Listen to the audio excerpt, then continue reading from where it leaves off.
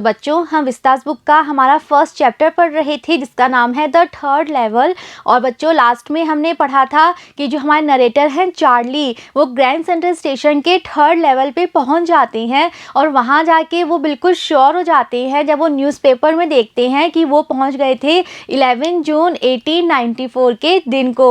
और जब वो वहां पहुंच जाते हैं तो वो डिसाइड करते हैं कि वो अपनी वाइफ को लेके गेल्सबर्ग चले जाएंगे, जो कि कैसा समय था, वर्ल्ड वॉर से भी पहले का समय था, जबकि लाइफ बहुत पीसफुल थी, कोई लोगों की लाइफ में स्ट्रेस नहीं था, टेंशन नहीं थी। लेकिन जब वो टिकट लेने के लिए जाते हैं तो उस समय की जो करेंसी थी वो उनकी करेंसी से बिल्कुल अलग थी और उनको लगता है कि जो क्लर्क है वो उन्हें जेल में ना डाल दे, इसीलिए वो वहाँ से लौट के वापस चले जाते हैं। अब बच्चों, आगे क्या होता है? क्या वो गेल्सबर्ग जा पाते हैं या फिर वो इस रियलिटी को एक्सेप्ट कर पाते हैं कि वो उनकी सिर्फ एक इमेजिनेशन था? आगे क्या होता है हम पढ़ेंगे इस वीडियो में, तो चलिए स्टार्ट करते हैं।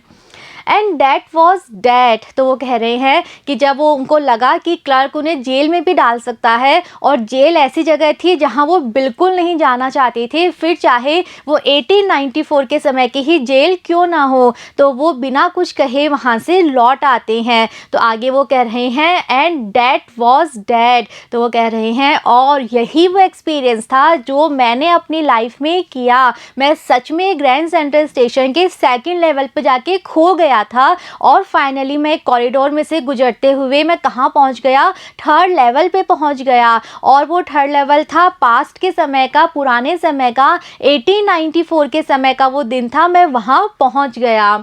I left the same way I came, I suppose, तो वो आके कह रहे हैं चार्ली नरेटर कि जिस रास्ते से, जिस कॉरिडोर से मैं यहाँ तक आया था, उसी कॉरिडोर से वापस मैं वहाँ से चला गया। तो अब वो वापस थर्ड लेवल से निकल जाते हैं और अपने घर पहुँच जाते हैं। Next day during lunch hour I drew $300 out of the bank. अब क्या करते हैं वो? नेक्स्ट डे जब उनके ऑफिस में लंच आवर था, जब उनको ब्रेक मिलता है ऑफिस में लंच के लिए, तो वो सीधा बैंक जाते हैं उस टाइम और क्या करते हैं? बैंक में से वो $300 निकाल लेते हैं। नियरली ऑल वी हैड, और जो $300 थे ये वो पूरा अमाउंट था लगभग जो उनके पास था, यानी उनकी अब तक की जो सेविंग थी, उनकी अब तक की जो अर्निंग थी, जो उन्होंने बैंक में सेव कर रखा था, वो लगभग इतनी ही थी। तो वो अपनी लगभग सारी सेविंग्स निकाल लेते हैं।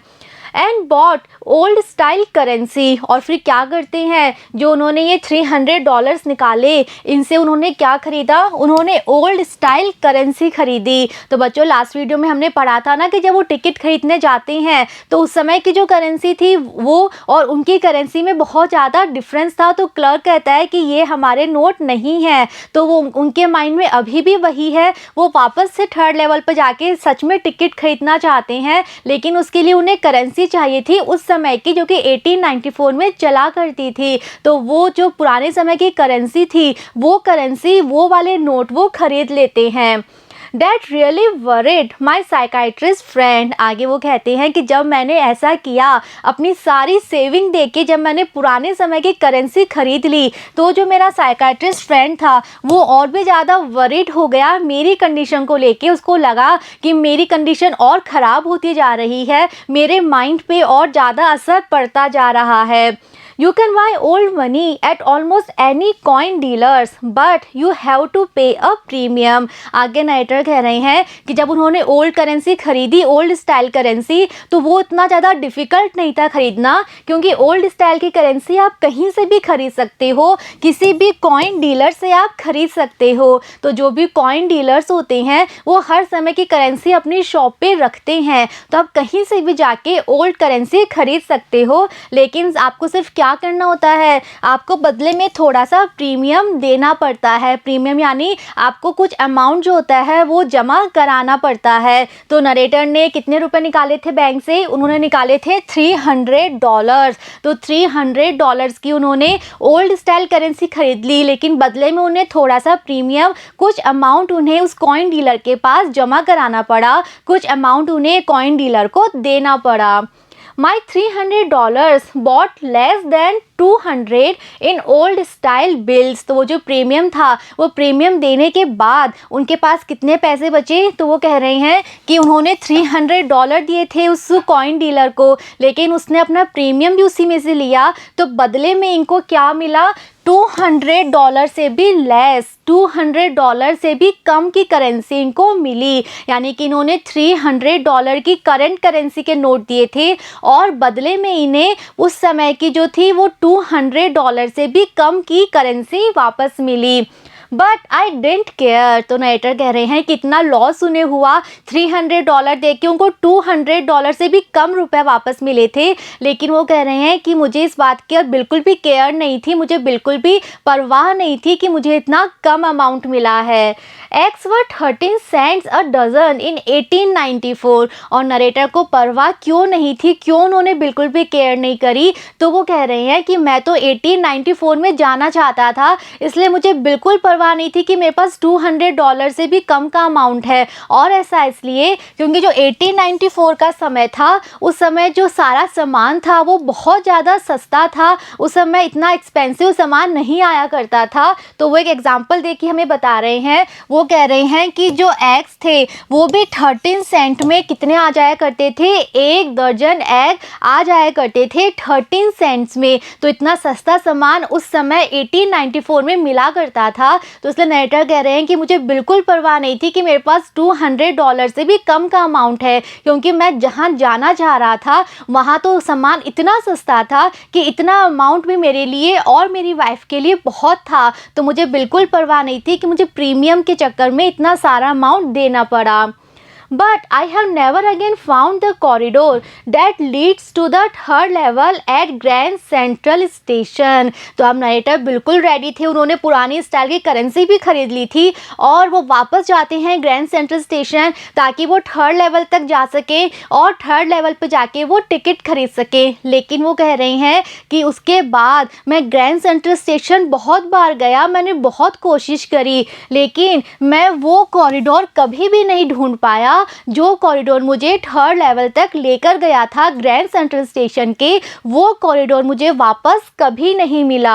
Although I have tried often enough. तो वो कह रहे हैं कि मैंने बहुत बार कोशिश की, मैं बहुत बार वहाँ गया और हर बार मैंने कोशिश की उस कॉरिडोर तक जाने की, लेकिन वो कॉरिडोर मुझे वापस कभी नहीं मिला।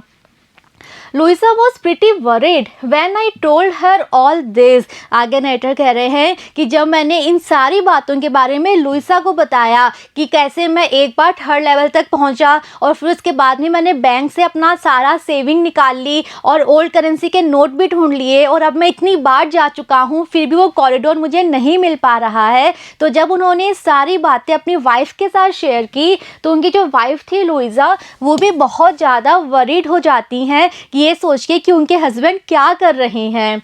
When I told her all this, तो जब उन्होंने सारी बातें बताई तो उनकी वाइफ भी बहुत ज़्यादा वरीड हो गई। And didn't want me to look for the third level anymore। और नरेटर की वाइफ बिल्कुल भी नहीं चाहती थी कि उनके हस्बैंड जो चार्ली हैं वो थर्ड लेवल और ज़्यादा ढूंढें। वो बिल्कुल भी नहीं चाहती थी कि थर्ड लेवल ढूंढने में और अपना टाइम वेस्ट करें और बार बार ग्रैंड सेंट्रल स्टेशन जाएं और उस कॉरिडोर को ढूंढें, ऐसा वो बिल्कुल भी नहीं चाहती थी। And after a while I stopped. तो नरेटर कह रहे हैं कि मैंने बहुत कोशिश की, बहुत ढूंढा, लेकिन वो कॉरिडोर मुझे बिल्कुल नहीं मिला। तो थोड़े समय के बाद मैंने अपनी कोशिशें रोक दी। मैं ग्रैंड सेंट्रल स्टेशन पे जाके थर्ड लेवल जो ढूंढने का काम करता था वो मैंने बंद कर दिया।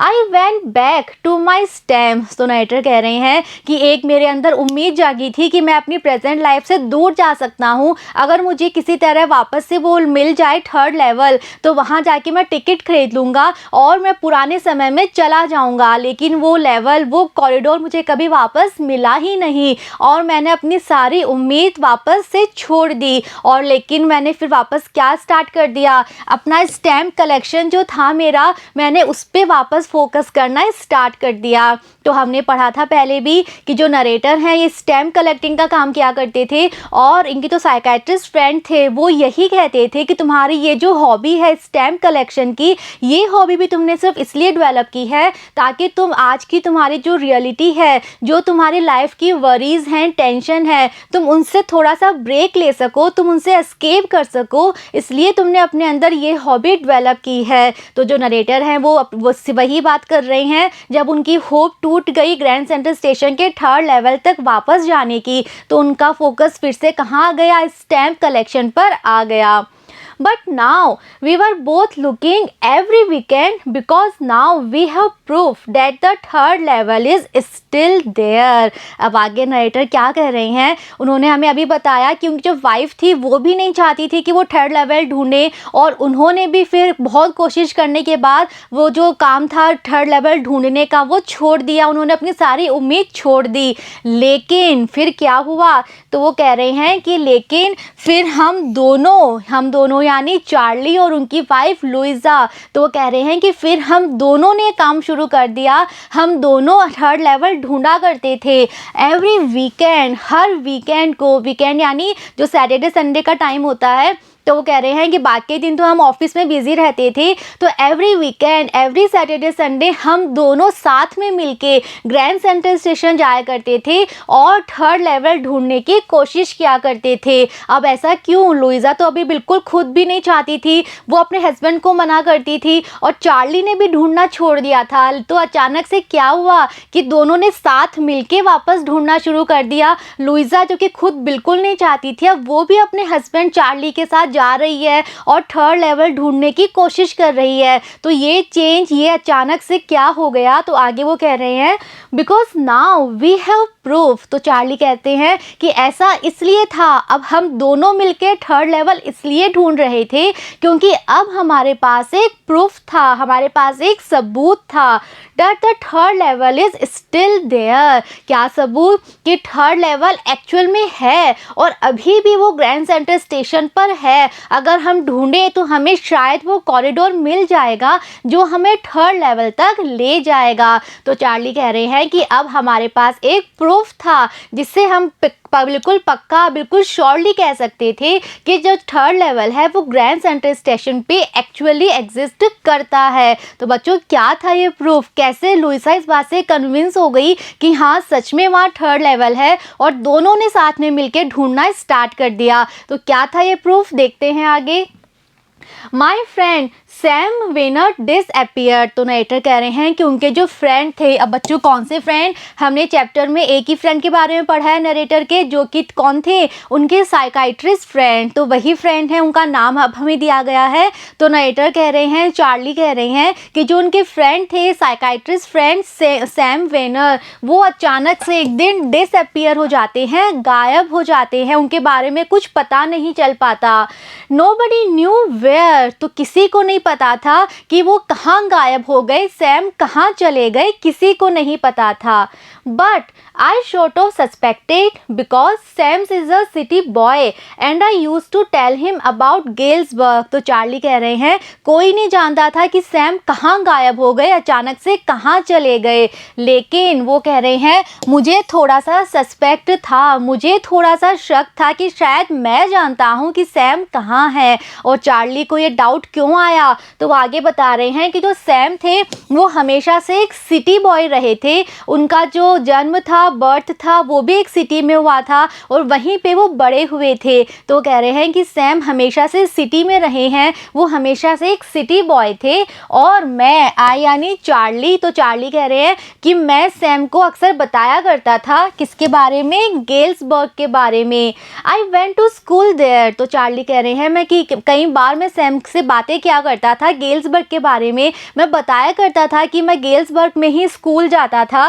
And he always said he like the sound of the place. तो चार्ली कह रहे हैं कि मैं जब भी सैम से गेल्सबर्ग की बातें किया करता था, उनको गेल्सबर्ग के बारे में, अपने बचपन के दिनों के बारे में बताया करता था, तो हर बार सैम सिर्फ यही कहते थे कि मैं उस जगह पे जाना चाहता हूँ, मुझे वो जगह के बारे में सुन के अच्छा लग रहा है, वो जगह सच में कितनी अच्छी होगी, तुम्हारी बातों से मैं इमेजिन कर सकता हूँ, ऐसा सैम कहा करते थे।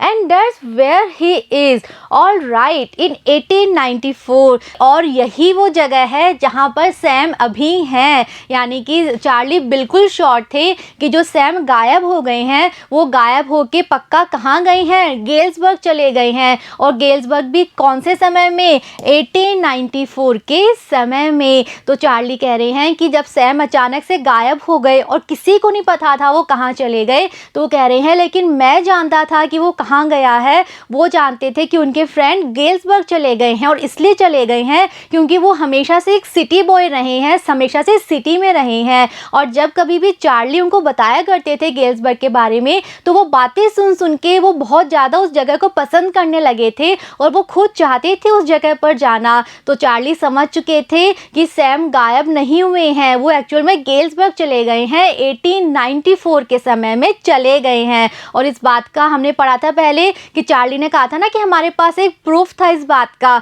तो वो प्रूफ क्या था?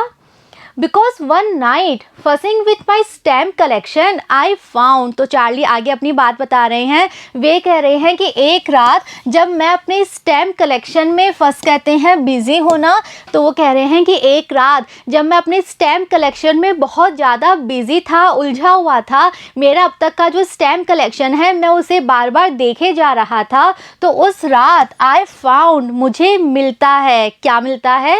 Well do you know what A first day cover is. आगे वो कह रहे हैं कि मुझे एक चीज़ मिलती है, पर उससे पहले वो हमसे पूछ रहे हैं कि क्या आप लोग जानते हो फर्स्ट डे कवर क्या है। तो बच्चों, फर्स्ट डे कवर हमने चैप्टर के स्टार्टिंग में पढ़ा था एक बार, तब मैंने आपसे कहा था कि हम चैप्टर के लास्ट में समझेंगे डिटेल में क्या होता है फर्स्ट डे कवर। तो चार्ली वही कह रहे हैं कि एक दिन जब वो अपने स्टैम्प कलेक्शन में बिजी थे, बहुत ध्यान से देख रहे थे अपना कलेक्शन वापस, तो उन्हें कुछ मिलता है। लेकिन क्या मिलता है, तो उससे पहले वो हमसे पूछ रहे हैं कि क्या आप लोगों को पता है फर्स्ट डे कवर क्या होता है। When a new stamp is issued, तो आगे वो हमें बता रहे हैं कि फर्स्ट डे कवर क्या होता है।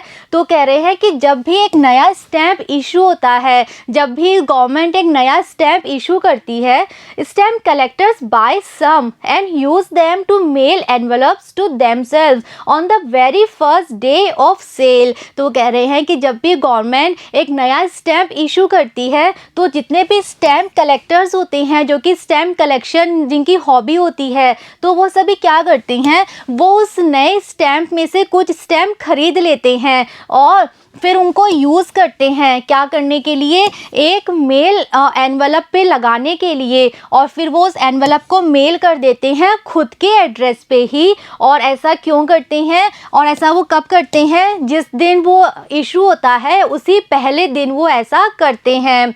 And the postmark proves the date, और उस एनवलप के ऊपर जो पोस्ट मार्क होती है वो उस डेट को प्रूव करती है कि वो कौन सी डेट थी। तो बच्चों, फर्स्ट डे कवर आप यहाँ देख सकते हैं, इस तरह का होता है। तो यहाँ पे बच्चों लिखा हुआ होता है फर्स्ट डे ऑफ इशू, और डेट लिखी हुई होती है। तो बच्चों, जब भी कोई नया स्टैम्प इशू होता है, तो जो स्टैम्प कलेक्टर्स होते हैं वो क्या करते हैं, जिस डेट को वो इशू होता है उसी डेट को वो स्टैम्प खरीद लेते हैं। अब स्टैम्प खरीदने के बाद हमें पता है स्टैम्प हम कहाँ लगाते हैं, लेटर्स पे लगाते हैं, एनवलप्स पे लगाते हैं। तो उस नए स्टैम्प को वो एनवलप पे लगाते हैं और उस एनवलप को वो अपने खुद के घर के एड्रेस पे सेंड कर देते हैं। तो वो एनवलप कहाँ आता है, उनके खुद के घर के एड्रेस पे आता है, और उससे हम कहते हैं फर्स्ट डे कवर, क्योंकि जो स्टैम्प होता है वो उसी दिन इशू होता है, तो वो फर्स्ट डे ही उसे खरीदा जाता है, इसीलिए उसे कहते हैं फर्स्ट डे कवर। और उसके ऊपर डेट लिखी हुई होती है,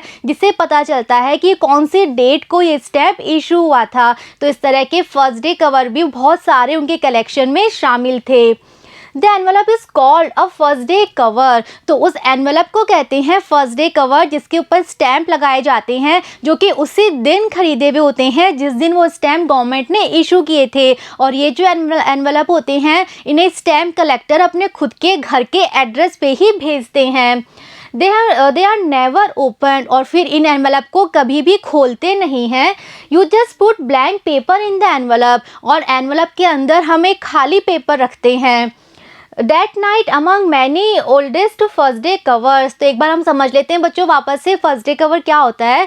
आपने एक एनवलप खरीदा, एक एनवलप के अंदर आपने एक ब्लैंक पेपर रख दिया, उसके ऊपर कुछ भी नहीं लिखा और उसके ऊपर आपने नए टिकट जो कि उसी दिन इशू हुए हैं वो स्टैम्प आपने खरीदे, उस पर लगाए। एनवलप पे आपने अपने खुद का घर का एड्रेस लिखा और उसे मेल बॉक्स में डाल दिया। तो फिर क्या होगा, जो मेल बॉक्स है वहाँ से निकल के वो कहाँ आएगा, आपके खुद के घर पे आ जाएगा। तो फिर वो जो एनवलप है उसे आप संभाल के अपने पास रखोगे, उसको कभी खोलोगे नहीं, क्योंकि आपको पता है कि उसके अंदर कुछ नहीं है, सिर्फ एक ब्लैंक पेपर है। और उसके ऊपर जो स्टैंप लगे हुए हैं वो फर्स्ट डे कवर के होते हैं, यानी कि वो फर्स्ट डे जिस दिन इशू हुए थे स्टैंप उसी दिन उन्हें खरीदा गया था। तो इस तरह से बनाए जाते हैं फर्स्ट डे कवर्स। खुद ही एनवलप खरीदते हैं और अंदर पेपर रख के स्टैंप लगा के अपने खुद के घर के एड्रेस पे उसे मेल कर देते हैं, और जब वो घर पहुंच जाता है तो उसे खोलते नहीं हैं, ख़राब नहीं करते और ऐसे ही संभाल के अपने कलेक्शन में रख लेते हैं। तो इस तरह के बहुत सारे फर्स्ट डे कवर्स नरेटर के कलेक्शन में शामिल थे। तो कह रहे हैं कि उस रात जो मेरे पुराने फर्स्ट डे कवर्स थे इतने सारे, उन सबके बीच में आई फाउंड वन, मैंने एक ऐसा फर्स्ट डे कवर पाया that shouldn't have been there, जिसे वहाँ नहीं होना चाहिए था। यानी कि राइटर कह रहे हैं कि मैंने इससे पहले भी बहुत बार अपना कलेक्शन देखा है, लेकिन उस रात मुझे एक ऐसा फर्स्ट डे कवर मिला जो कि मैंने पहले कभी नहीं देखा। वो वहाँ कैसे आया मुझे नहीं पता, बट देयर इट वॉज। तो वो कह रहे हैं कि इसे यहाँ नहीं होना चाहिए था, लेकिन वो फर्स्ट डे कवर वहाँ था। It was there because someone had mailed it to my grandfather at his home in Galesburg। आगे वो कह रहे हैं कि वो उस कलेक्शन में इसलिए था क्योंकि किसी व्यक्ति ने उसे मेरे ग्रैंडफादर के घर पे मेल किया था, और कहाँ के एड्रेस पे, गेल्सबर्ग में। तो कह रहे हैं क्योंकि ग्रैंडफादर का जो घर था गेल्सबर्ग, वहाँ के एड्रेस पे किसी ने इसे मेल किया था। That's what the address on the envelope said। तो कह रहे हैं कि उस एनवलप के ऊपर जो एड्रेस था उससे पता चल रहा था कि ये मेरे ग्रैंडफादर का जो घर है गेल्सबर्ग में, वहाँ के एड्रेस पे आया हुआ था, किसी ने वहाँ पे इसे मेल किया था। And it had been there since July 1894। और जब उन्होंने डेट पढ़ी तो उन्होंने देखा कि ये डेट कब की थी, जुलाई 1894 की वो डेट थी जिस दिन वो एनवलप मेल होके उनके घर आया था। The postmark showed that, yet I didn't remember it at all। तो कह रहे हैं कि उस एनवलप के ऊपर जो पोस्टमार्क था उससे मुझे डेट पता चली। आगे वो कह रहे हैं कि मुझे बिल्कुल भी नहीं याद था कि ये कैसे आया इस कलेक्शन में, लेकिन उस डेट को देख के मुझे पता चला कि ये 18 जुलाई 1894 की डेट वाला एनवलप था। The stamp was a 6 cent dull brown with a picture of President Garfield। अब जो स्टैम्प उसके ऊपर लगा हुआ था एनवेलप के ऊपर, तो वो कह रहे हैं कि वो स्टैम्प 6 सेंट का था और उसका कलर कैसा था, डल ब्राउन, यानी बिल्कुल लाइट ब्राउन कलर का था, और उस पर पिक्चर थी प्रेसिडेंट गारफील्ड की। ऐसा स्टैम्प उस एनवेलप के ऊपर लगा हुआ था। Naturally, when the envelope came to Granddad in the mail, it went right into his collection and stayed there। आगे वो कह रहे हैं कि किसी ने ये मेरे ग्रैंडफादर के नाम मेल किया था, और जब मेरे ग्रैंडफादर को ये मिला एनवलप तो उन्होंने इसको सीधा कहाँ रख लिया, अपने कलेक्शन में रख लिया। Till I took it out and opened it। और तब से लेकर ये आज तक उनके कलेक्शन में ही रहा, और आज मुझे ये मिला और मैंने इसको निकाला और इसे ओपन करके देखा, इसे खोल के देखा। The paper inside वॉजन blank. अब वो कह रहे हैं कि जब मैंने उस एनवलप को देखा तो मैंने उसे खोला, और जब मैंने उस एनवलप को खोला तो उसके अंदर से एक पेपर निकला, लेकिन वो पेपर ब्लैंक नहीं था, वो पेपर खाली नहीं था, बल्कि उस पर कुछ लिखा गया था। यानी बच्चों हमने अभी पढ़ा था कि जो फर्स्ट डे कवर्स होते हैं उसके अंदर, एनवलप के अंदर जो पेपर रखा जाता है वो ब्लैंक होता है। ब्लैंक मतलब उस पर हम कुछ लिखते नहीं हैं, वो एक प्लेन खाली पेपर होता है और वो बस ऐसे ही रख दिया जाता है। लेकिन जब नरेटर को ये फर्स्ट डे कवर मिलता है जो कि उनके ग्रैंडफादर के घर के एड्रेस पर भेजा हुआ था, तो आउट ऑफ क्यूरियोसिटी वो उसे खोलते हैं, और जब वो खोलते हैं तो बहुत ज़्यादा शॉक्ड हो जाते हैं, क्योंकि उसके अंदर जो पेपर था वो ब्लैंक नहीं था, वो खाली नहीं था, बल्कि इट रेड, उस पर लिखा गया था। क्या लिखा गया था? तो उसके अंदर पूरा एक लेटर लिखा गया था। और वो लेटर क्या था, सबसे पहले यहाँ पे एड्रेस लिखा गया था 941 विलार्ड स्ट्रीट, गेल्सबर्ग, इलिनॉइस, और डेट लिखी गई थी। तो कौन सी डेट को लिखा गया था, ये जुलाई 1894। तो बच्चों हमने अभी पढ़ा था पहले कि जब नरेटर थर्ड लेवल पे पहुंच जाते हैं और वो न्यूज़पेपर में डेट देखते हैं, तो वो डेट कौन सी थी, जून की डेट थी, 11 जून। तो वो था 11 जून 1894। तो उसके लगभग एक महीने बाद की ये बात का ये लेटर है। तो ये लेटर था जुलाई 1894 का। तो इस लेटर में क्या लिखा गया था, लेटर एड्रेस किया गया था किसके नाम, चार्ली के नाम। तो लेटर में लिखा गया था Charlie, I got to wishing that you were right. तो लेटर में लिखा गया था चार्ली, मैं विश करता था कि काश तुम सही हो। Then I got to believing you were right, लेकिन बाद में मुझे विश्वास हो गया था कि तुम सच में बिल्कुल सही हो। तो लिखने वाले ने लिखा था चार्ली को एड्रेस करते हुए कि चार्ली, पहले मैं विश करता था कि काश तुम सही हो, काश तुम्हारी बातें सही हो, जो तुम कह रहे हो वो सच हो, लेकिन बाद में मुझे विश्वास हो गया था कि तुम्हारी सारी बातें बिल्कुल सही हैं, तुम बिल्कुल सच बोल रहे हो। And Charlie it's true. तो उस लिखने वाले ने लिखा है कि चार्ली, ये सारी बातें बिल्कुल सच हैं, जो तुमने बताया वो सब कुछ बिल्कुल सही है। I found the third level. तो उसमें लिखा गया था चार्ली, मुझे थर्ड लेवल मिल गया है, जो तुमने थर्ड लेवल के बारे में बातें बताई थी वो बातें बिल्कुल सही हैं। मुझे वो थर्ड लेवल जिसके बारे में तुमने बताया था वो थर्ड लेवल मुझे मिल गया।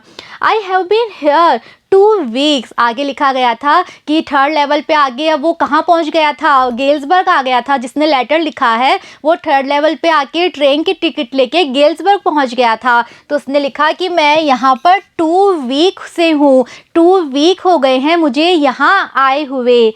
And right now down the street at the Dells. और अभी मैं कहाँ हूँ, डाउन द स्ट्रीट एक घर है, वहाँ पे कोई फैमिली रहती थी, डेल्स फैमिली। तो उसने कहा कि मैं डेल्स फैमिली के यहाँ पर हूँ। Someone is playing a piano. आगे वो डिस्क्राइब कर रहे हैं कि कितना पीसफुल, कितना अच्छा वो समय है। तो उन्होंने कहा कि कोई व्यक्ति पियानो बजा रहा है।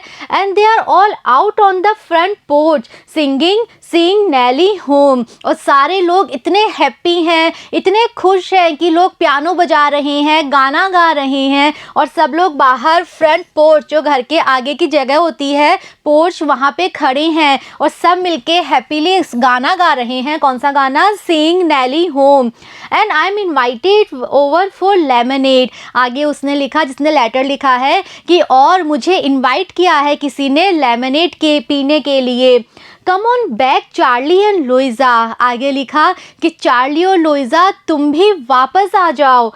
Keep looking till you find the third level. तुम लोग ढूंढते रहो जब तक कि तुम्हें थर्ड लेवल नहीं मिल जाता, तब तक तुम लोग ढूंढते रहो। It's worth it believe me. उसमें लिखा गया था कि तुम्हारी सारी कोशिशें जो हैं वो वर्थ होंगी, यानी तुम्हें रिग्रेट नहीं होगा कि तुमने इतना टाइम क्यों वेस्ट किया ढूंढने में। तुम लोग ढूंढते रहो, क्योंकि सच में यहाँ इस समय पे आना, अगर तुम ढूंढ के यहाँ आ जाओगे, गेल्सबर्ग आ जाओगे, और वो भी पास्ट में 1894 में, तो ये सच में वर्थ होगा, ये सच में बहुत अच्छा होगा तुम्हारे लिए। बिलीव मी, मेरी बात पे विश्वास करो। इसलिए तुम लोग दोनों मिलके थर्ड लेवल ढूंढते रहो। तो बच्चों, ये वो प्रूफ था जिसके बारे में चार्ली कह रहे थे कि मेरे और लुइजा के पास एक प्रूफ था, इसीलिए हम दोनों ने मिलके वापस थर्ड लेवल को ढूंढना स्टार्ट कर दिया था। और ये प्रूफ क्या था, ये लेटर जो कि चार्ली को फर्स्ट डे कवर के अंदर मिला था। The note is signed Sam. और जो लेटर के लास्ट में साइन था, यानी कि लेटर लिखने वाले का नाम, तो लेटर किसने लिखा था, सैम ने लिखा था। सैम कौन, जो नरेटर के साइकाइट्रिस्ट फ्रेंड है जो कि गायब हो गए थे, उनके नाम से ये लेटर लिखा गया था।